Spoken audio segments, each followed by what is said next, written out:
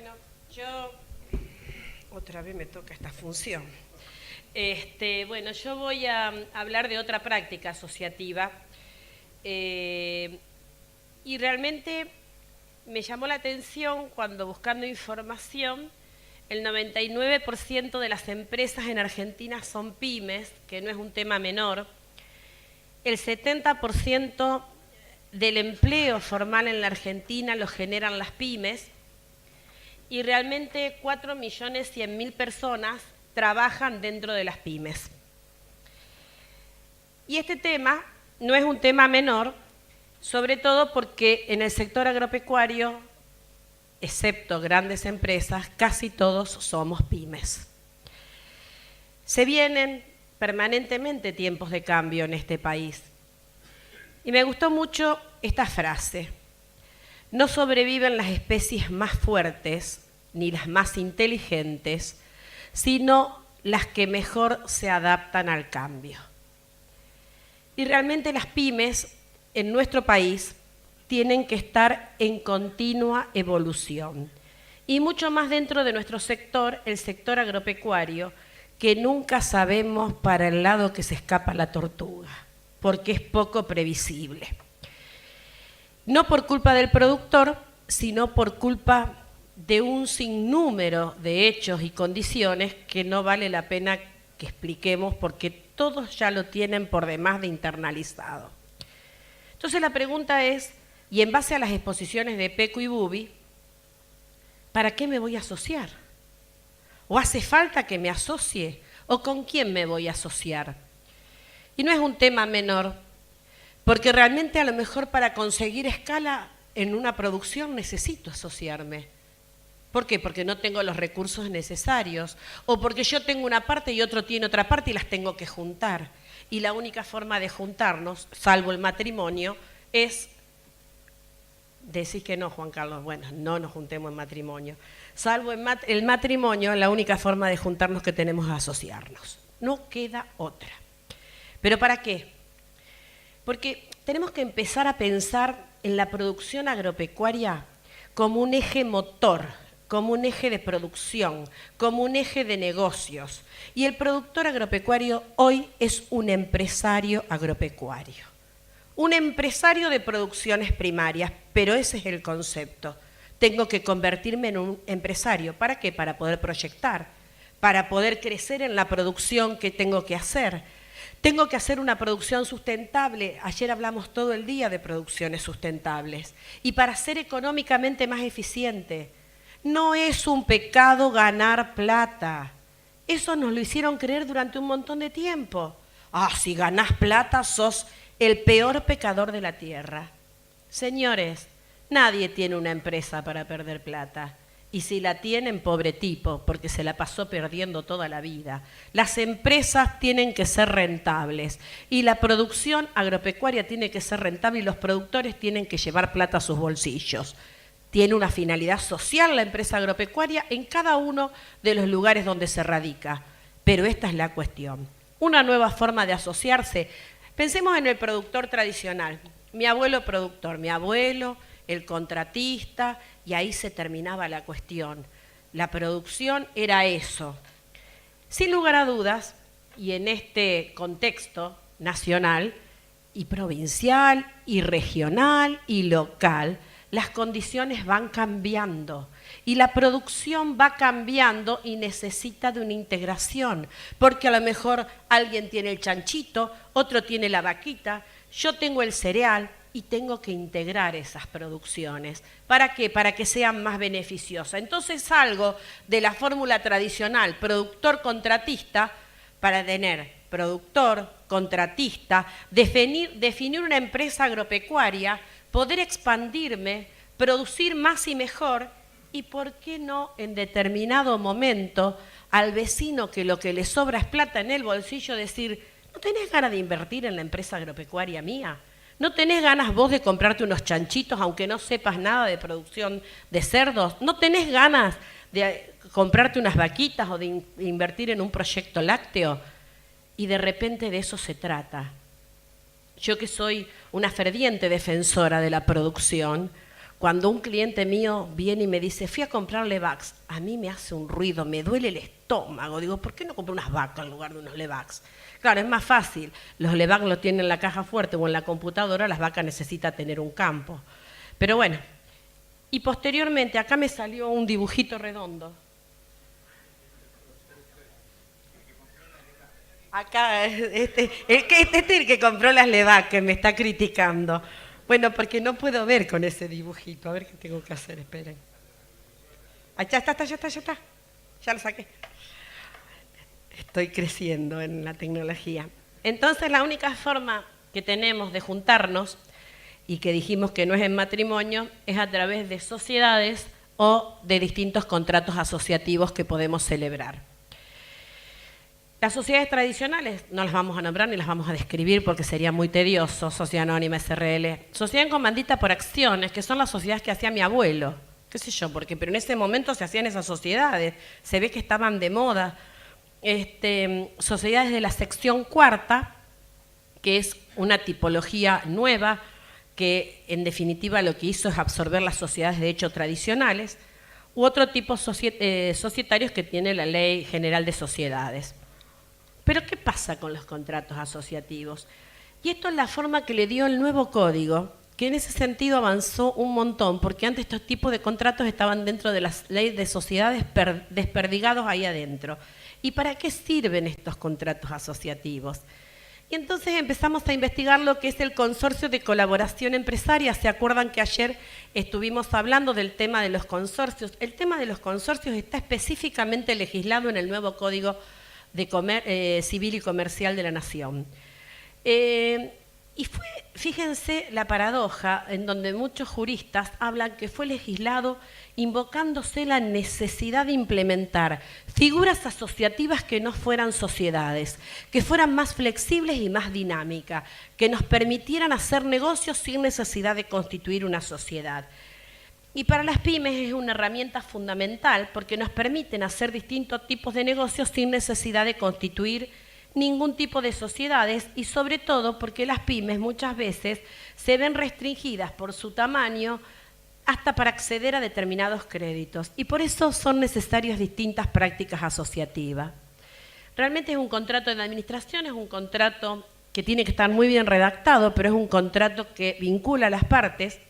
Hay una colaboración entre los participantes, tiene que tener un objeto definido. No puedo decir, con este contrato yo hago lo que quiero. No, hay que especificarlo. Y se reúnen siempre las partes para un fin superador del fin común que tengan. ¿Quiénes los pueden integrar? Y fíjense la versatilidad de quienes los pueden integrar. Personas humanas, personas jurídicas, cooperativas, mutuales, fundaciones y hasta simples asociaciones. Y estamos hablando de asociaciones que no tienen fin de lucro, que estén domiciliadas en el país o también se puede hacer una proyección en el exterior. Los aspectos más relevantes de este tipo de contrato, y vamos a decir la finalidad que tienen, y es realmente facilitar a los efectos del desarrollo o incrementar la potencialidad del negocio agropecuario. Incrementar el resultado de las actividades. Y la particularidad de este tipo de contrato, porque no es una ACE, y esto quiero dejarlo en claro, porque la ACE nunca tiene fin de lucro. El consorcio de colaboración empresaria puede tener finalidad de lucro. Y esto es lo más importante, porque permite unir una especie de trípode en donde existen los productores, el establecimiento, la explotación, y todos unidos superarnos o hacer una explotación mucho más importantes. Contrato de colaboración. ¿Por qué es de colaboración? Porque se ponen de acuerdo para llevar en común una actividad determinada. Existen reglas, o sea, tampoco esto es cualquier cosa, existen reglas de administración, de rendición de cuentas, cadenas de responsabilidad, y no es un sujeto de derecho, que esto es muy importante. Las características es atemporal. Quiere decir que si yo quiero fijar que vamos a estar juntos en este contrato 50 años, lo puedo hacer, porque no tiene plazo de determinación. Se puede hacer por instrumento público o privado y este contrato debe inscribirse en el registro público, pero no son sujetos de derecho. ¿Y el objeto fundamental cuál es? Establecer una organización común. ¿Para qué? Para desarrollar, incrementar y sobre todo para que tengan mayor resultado las actividades y las distintas producciones que tienen los productores agropecuarios, que quizás en forma individual, independiente, no puedan lograr el objetivo de ser un negocio o una producción en escala. Pero lo más importante es que, aunque se pertenezca a este consorcio de colaboración empresaria, nunca perdemos la individualidad. Seguimos siendo sujetos individuales. La administración va a estar elegida por quien queremos que administre este consorcio, o pueden ser todos los integrantes que se reúnan. Las decisiones las tenemos que establecer cómo se va a decidir dentro del contrato y en caso de que no se diga nada, va a ser por partes iguales. Tiene mucha flexibilidad para entrar y salir de este tipo de consorcios, de este tipo de contrato, porque es un contrato asociativo, no es una sociedad que necesita determinadas inscripciones. La responsabilidad es en proporción a cada uno de los miembros que integran ese consorcio y es una responsabilidad solidaria. Bueno, el concurso preventivo y la quiebra de alguno de sus miembros, como la muerte o la incapacidad, a mí ya me mataron varias veces hoy, pero acá estoy, no va a extinguir el contrato. ¿Por qué? Porque es un contrato que continuará con los sucesores de cada uno de nosotros. El capital va a ser un fondo operativo y realmente la estructura administrativa no debe estar tan sobrecargada y debe permitir la realización de negocios. Acá no se trata de complicarle la vida a la gente, se trata de solucionarle la vida a los productores porque para complicación demasiado ya tienen. Los aspectos fiscales, que esto a todo el mundo le interesa, porque es cuando tenemos que meter la mano en el bolsillo y nos duele. Es un sujeto pasivo de IVA. En impuesto a las ganancias no son sujetos los consorcios de impuesto a las ganancias, es quien determina y lo distribuye en cada una de las personas que concurren a ese consorcio. No tributa impuesto a los sellos por el tipo de actividad que la actividad agropecuaria específicamente se encuentra exenta. El impuesto a las ganancias mínima presunta. Este impuesto, que teóricamente está derogado, pero siempre y cuando estemos dentro de la ley de fomento PYME, es pasible de ingresos brutos si corresponde, pero si desarrolla actividad agropecuaria no es pasible de ingresos brutos en provincia de Santa Fe y también puede ser empleador. El consorcio puede estar dentro de la ley 27264, que es la ley de fomento a las pymes. Sin lugar a dudas puede estar dentro de la ley de fomento a las pymes. ¿Y qué ventaja que tienen esa ley? Es la eliminación del impuesto a las ganancias mínima presunta, la compensación de la totalidad de impuesto a los débitos y créditos bancarios, y esto es muy importante y suma mucha plata, el diferimiento del pago de IVA a 90 días, y en este caso el pago a cuenta del 10% de impuesto a las ganancias será prorrateado en cabeza de cada uno de los que integran el consorcio y los bonos de crédito fiscal. En el sector agropecuario, y acá viene la parte gremial, más que la parte profesional, estamos altamente discriminados con respecto a la ley PYME y con respecto a la ley 27264, porque la CEPYME se ha encargado de establecer quién es micro, pequeña y mediana empresa.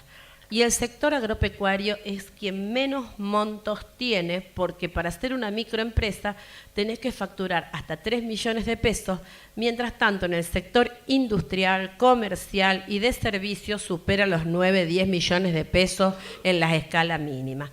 O sea que esa será tarea para el hogar y tendremos que llevar adelante, sin lugar a dudas, sentarnos a hablar con la CEPYME por qué nos tienen discriminados al sector agropecuario. Y que realmente necesitamos el mismo tratamiento que cualquiera otra de las otras actividades. ¿Qué es muy importante en estos consorcios? Que exista un protocolo de funcionamiento o un reglamento interno. ¿Para qué? Para que todas las partes puedan suscribir ese contrato y sepan cómo conducirse para no generar situaciones adversas o situaciones de las cuales después tengamos que arrepentirnos porque no las dejamos fijadas de un comienzo. Entonces, este protocolo va a tener mucho efecto entre las partes para saber cómo conducirse, y si también lo adjuntamos al contrato de consorcio de colaboración, puede ser también oponible ante terceros. Y es una forma que los productores agropecuarios, a pesar que en muchos aspectos somos bastante individualistas, empecemos a trabajar en equipo, porque podemos encontrar una fortaleza dentro del trabajo en equipo y nutriéndonos de la sapiencia o de las sabidurías del otro. Para formar este protocolo, y era lo que ayer decíamos de los consorcios que podían administrar la ley de financiamiento gremial, vemos que es todo un proceso de negociación. En la vida vivimos negociando, vivimos concediendo y vivimos restringiendo. En las empresas es exactamente igual. Y realmente para negociar hay que tener una visión empresaria, hay que definir misión y visión que tenemos de nuestras empresas, y realmente es una figura que le viene a solucionar el consorcio bastantes inconvenientes a quienes tienen algo pero les falta el otro algo, a quienes tienen algo pero les faltan un complemento. Asociarse en este caso o a través de una sociedad tradicional o a través de un fideicomiso o a través de un consorcio tiene que tener un objetivo, y es sumar y sumar. Nunca que uno se sienta dentro de la cadena de sumas perjudicado respecto a otro, porque de eso se trata el negocio, que sumemos y que crezcamos los productores agropecuarios juntos. Bueno, desde ya muchísimas gracias, ha sido muy corta mi exposición, pero es para traerles una idea. Muchas gracias.